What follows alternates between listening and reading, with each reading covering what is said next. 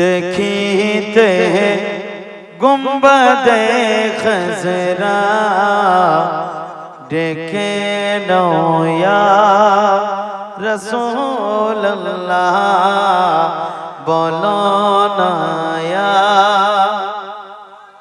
सुभान अल्लाह पढ़বেন या रसूल সকলে পড়েন বলো না ইয়া আর একটু দিওয়ানা হয়ে পড়েন বলো না ইয়া কেউ খামোশ থাকবেন না চুপ থাকবেন না স্টেজ থেকে নিয়ে নিচা পর্যন্ত বলেন বলো না ইয়া আরে নবীর নাম ডাকলে কি মন খারাপ হয়ে যায় কখনো খারাপ হবে না ঈমানটা তাজা হয়ে যাবে পড়ো না ইয়া রাসূলুল্লাহ বলো না ইয়া দেখিতে গো বাদে খজরা দেখিতে গো বাদে খজরা ডেকে নাও ইয়া রাসূলুল্লাহ দেখিতে গো বাদে খজরা ডেকে নাও ইয়া রাসূলুল্লাহ দেখিব তুই নয়নেতে মদিনায়া রাসূলুল্লাহ দেখিব তুই নয়নেতে মদিনা কি আপনাদেরকে ভালো লাগে নাই নবীর নাম পড়েন দেখি মদিনায়া বলো না ইয়া আর নবীজির দিদারের আশায় কত না রাত কেটে যায় বলো না দিন কেটে যায় জোরে বলে নবীজির দিয়ে তারের আশায় নবীজির দিয়ে তারের আশায় কত না রাত কেটে যায় নবীজির দিয়ে তারের আশায় কত না রাত কেটে যায় সপনেতে দেখা দিতে সোনায়া বলো না ইয়া দেখিতে গুম্বদে খজরা ডেকে নয়া বলো না ইয়া দেখিতে গুম্বদে খজরা দেখিতে গুম্বদে খজরা ডেকে নয়া রাসূলুল্লাহ ডেকে নয়া রাসূলুল্লাহ দেখিব দুই নয়নেতে মদিনায়া পড়ো না ইয়া আর যারা যারা নবী পাকের রোজায়ে হাজরি দিল বলো হাজরি এখানে কেউ হাজী সাহেব আছেন নাকি আপনি হাজী সাহেব আরো কেউ আছে নাকি সুবহানাল্লাহ আপনি সুবহানাল্লাহ। হাজী নায়ার একজন হাজী সাহেব যিনি গেছেন উনি মদিনার কথা বলতে পারবেন, উনি নাকি সুবহানাল্লাহ। উনাকে জিজ্ঞাসা করুন, অন্তরটা ফেটে যাবে রে বন্ধু। প্রথম নজর যখন গুম্বদে খাজরার উপর পড়েছিল ওই হাজী সাহেব বলতে পারবে, আরে জীবন দিব মদিনা ছাড়ব না। একটু জোরে জোরে বলেন না সুবহানাল্লাহ। যারা যারা নবী পাকের রোজায় হাজরি দিল, বলো না হাজরি। নবীর রোজাতে হাজরি দিলে নবী কি উপহার দেয়? একটু মোহাব্বতে বলেন সুবহানাল্লাহ। যারা যারা নবী পাকের রোজায় হাজরি দিল, যারা যারা নবী পাকের রোজায় হাজরি দিল, শাফাত ওয়াজিব তাদের উপর ঘোষণায়া বনায়া। দেখিতে গো বাদে গজরা, দেখিতে গো বাদে গজরা, ডেকে নাও ইয়া রাসূলুল্লাহ, ডেকে নাও ইয়া রাসূলুল্লাহ। দেখিব তুই দয়া রেতে মদিনায়া। হে আমার দেবগঞ্জ গ্রামের বাবাজি ভাইরা মা খালারা, শুনে যান রাতের বেলা কেমন করে নিজের ঈমানটাকে তাজা করবে। ও আমার মা খালারা বাবাজি ভাইরা, যদি আপনার মনে নবীর প্রেম না হয়, মোহাব্বত না হয়, আপনার ইহকাল বরবাদ হয়ে যাবে, পরকাল বরবাদ হয়ে যাবে, আপনার আশা বসা সব বরবাদ হয়ে যাবে। হযরতে আওয়াজ করেনি, নবীর কথা শুধু শুনেছিল, নবীর দন্দন মোবারক শহীদ হয়ে গেছে। হযরতে আওয়াজ করেনি নিজের দন্দন যেন উঠাতে লাগলো, একটা উঠিয়ে দিল। হযরতে আওয়াজ করেনি এবার বুঝতে নিজে মনে মনে চিন্তা করে, হয়তো এটা নাই এটা, আবার দ্বিতীয় দাঁতটা যেন উঠিয়ে দিল। বন্ধুরে এমন করতে করতে হযরতে আওয়াজ করেনি একটা নয়, দুইটা নয়, তিনটা দাঁত যেন উঠিয়ে দিল। হযরতে আওয়াজ করেনি মুখ থেকে যেন রক্তর অশ্রু ঝরতে লাগলো। দাড়ি মোবারক ভিজে গেছে, পাঞ্জাবি মোবারক ভিজে গেছে। হযরতে আওয়াজ করেনি তারপরে মনে সরার আসছিল, হয়তো এটা না এটা, এমন করতে করতে হযরতে আওয়াজ করেনি সমস্ত দাঁত যেন নবীর মোহাব্বতে উঠিয়ে দিল। এবার দাঁত উঠিয়ে দেবার পরে হযরতে আওয়াজ করেনি বলে, হয়তো এটা যদি তুলে দিই আর আমার নবীর দন্দন মোবারক ওইটা যদি না হয়, হয়তো আমার তুলাটা ব্যর্থ যাবে। হায় রে কেমন নবীর দিওয়ানা ছিলেন, কেমন নবীর আশিক ছিলেন। হযরতে আওয়াজ করেনি একটা একটা করে সমস্ত দাঁত উঠিয়ে দিলেন। হযরতে ওমর রাদিয়াল্লাহু তাআলা আনহু বর্ণিত করতে আছেন, আমি নবীর জামানদার একদিন শুনলাম যে আমার পরে আমার একজন সাহাবী কারণ দেশ থেকে আসবে, ও আমার প্রতি এত দিওয়ানা, ও আমার জন্য এমন আশিক যে তার কাছ থেকে তোমরা নিজের মাগফিরাতের দোয়া করিয়ে নেবে।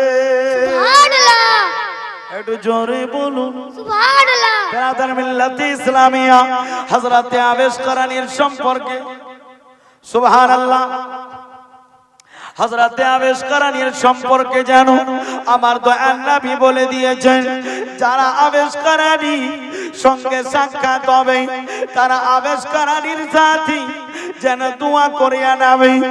এবার নবীকে জিজ্ঞাসা করা হলো, ও নবী গো আবেশটাকে?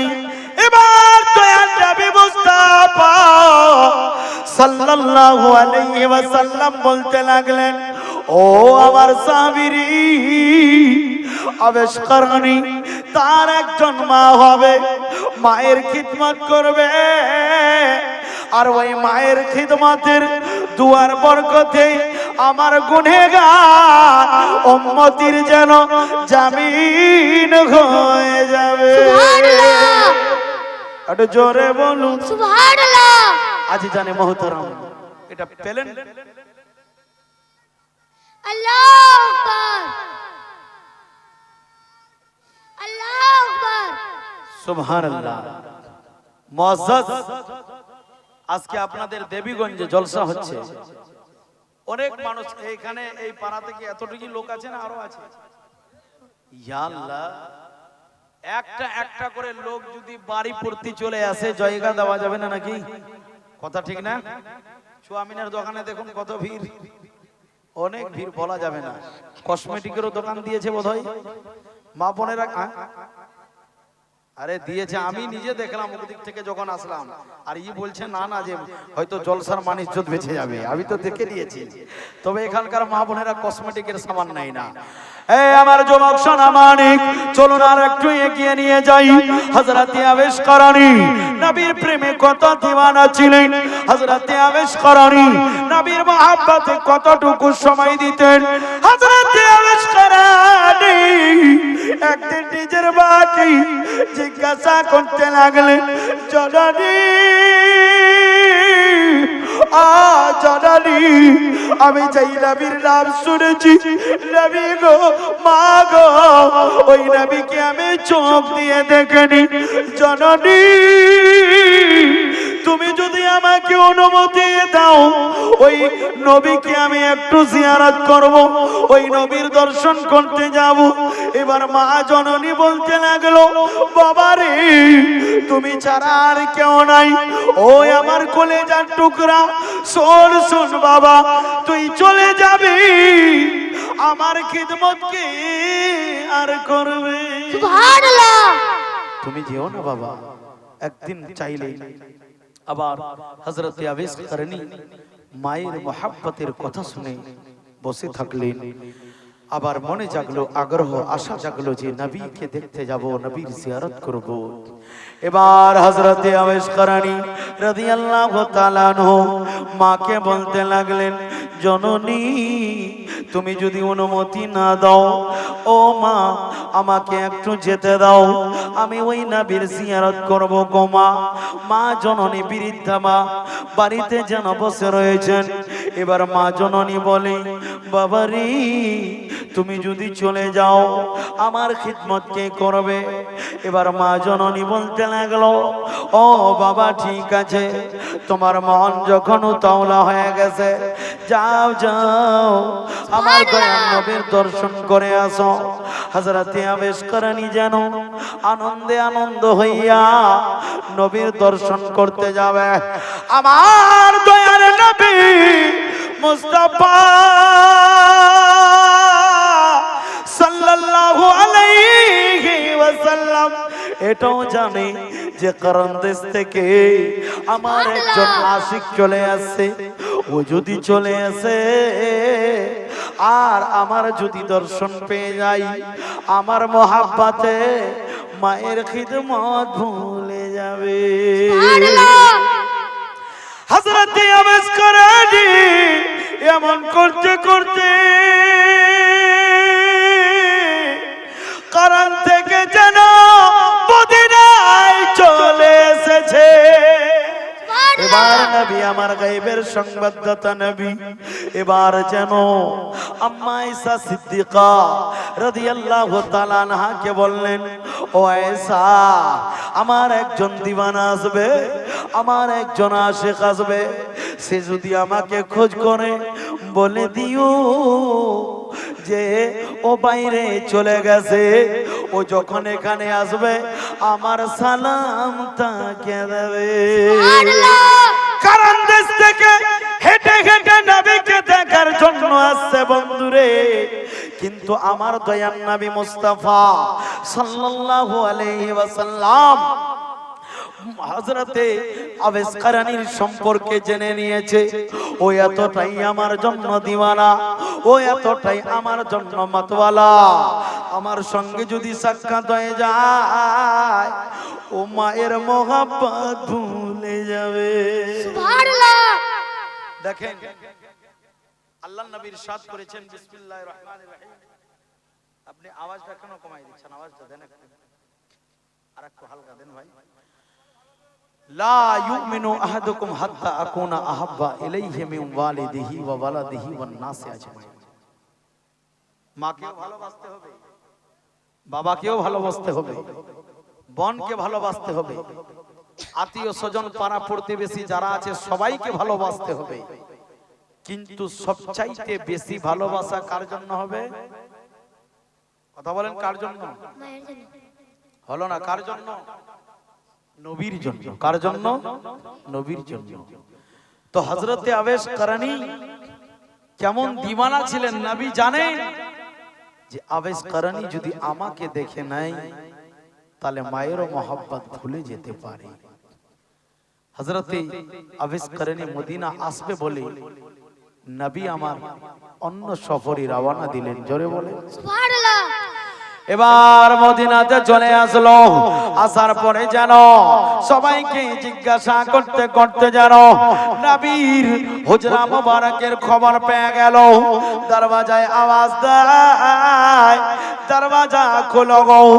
এবার আম্মা আয়েশা সিদ্দিকা বলতে লাগলেন, কে তুমি গো, একটু বলো না। বলতে লাগলেন, আমি কোরআন দেশ থেকে এসেছি, আমি নবীর একজন আশিক, নবীর একজন দিওয়ানা।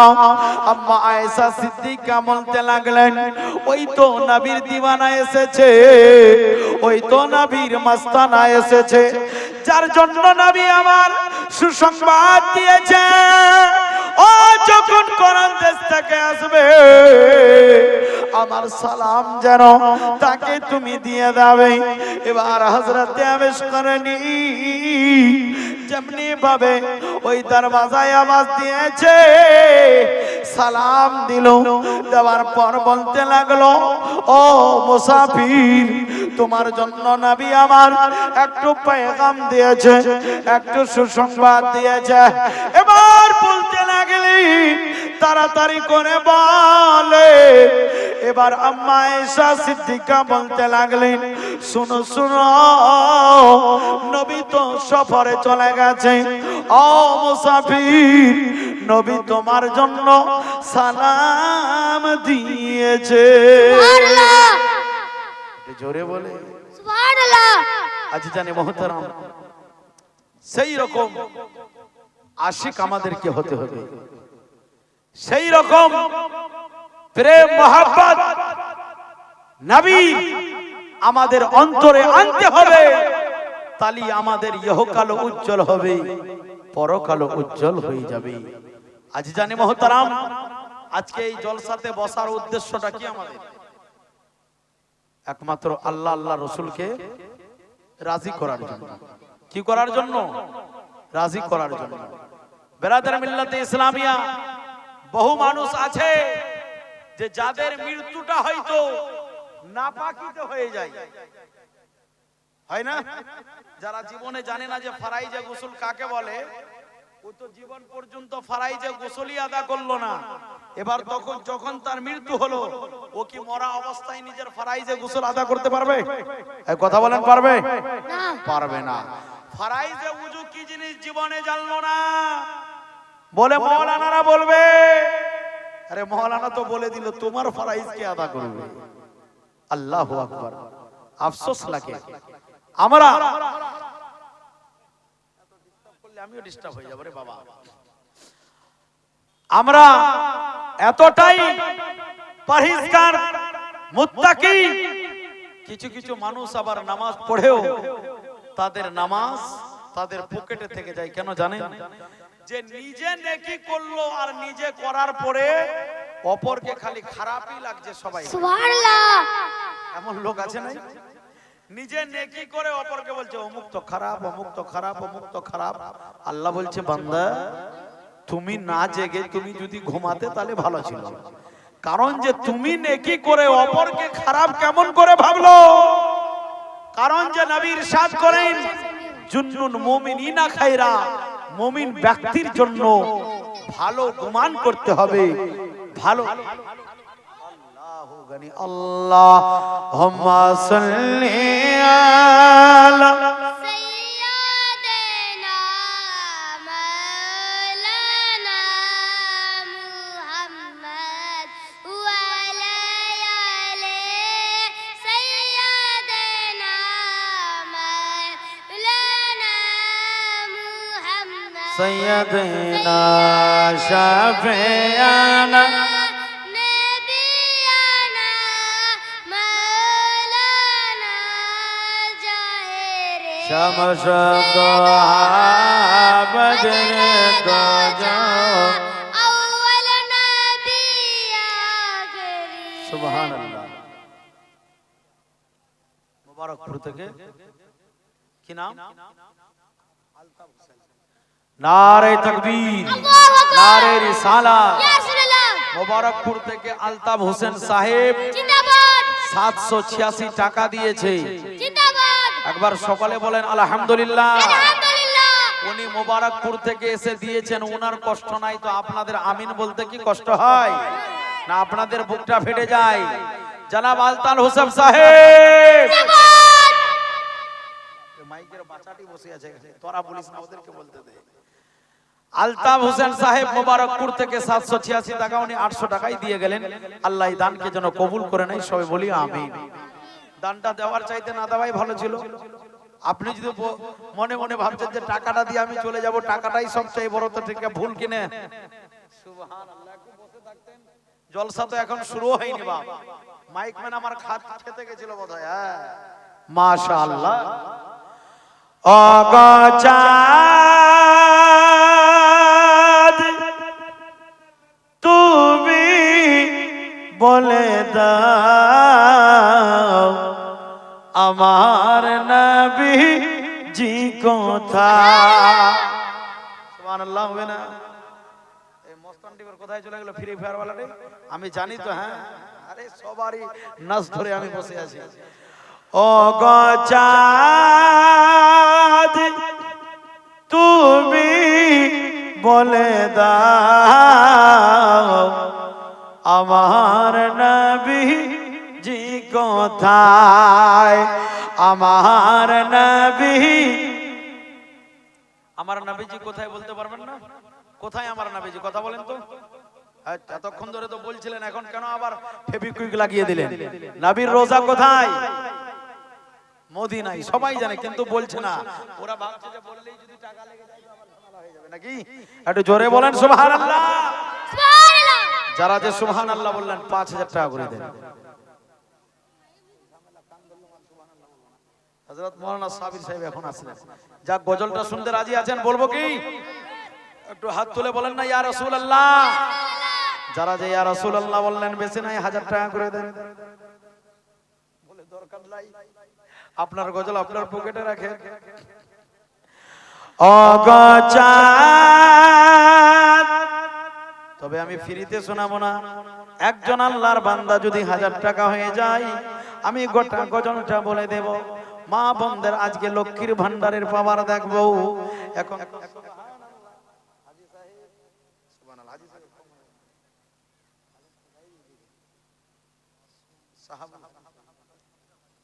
ওইটাই তো বলছি, আপনার কম হয়ে গেল।